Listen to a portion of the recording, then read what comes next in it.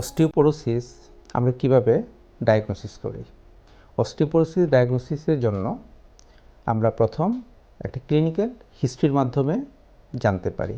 যেমন কোনো রোগী আসলো, তার পরিবারের কেউ ফ্র্যাকচারে ভুগছে কি না, অথবা রোগীর বয়স কত, 50 ঊর্ধ্ব মহিলা হলে আমরা চিন্তা করব।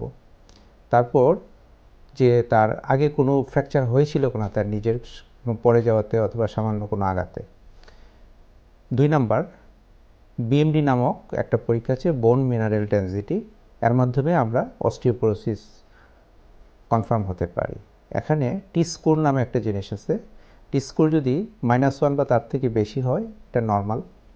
-1 থেকে -2.5 এর মধ্যে থাকলে অস্টিওপেনিয়া, এবং -2.5 এর কম হলে তাকে আমরা অস্টিওপোরোসিস বলি। তারপর তার একজন রোগীর হিস্ট্রির মাধ্যমে ফ্রাক্স যে একটা কোশ্চেনিয়ার, কিছু প্রশ্নের মাধ্যমেও একটা ধারণা করতে পারি তার ফ্র্যাকচার রিস্ক কতটুকু।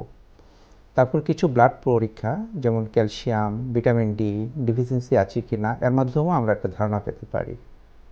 এবং একটা সিম্পল এক্সরের মাধ্যমেও কিন্তু আমরা একটা ধারণা পেতে পারি তার কোনো কম্প্রেশন ফ্র্যাকচার আছে কি না, যেমন মেরুদণ্ডের একটা এক্সরের মাধ্যমে।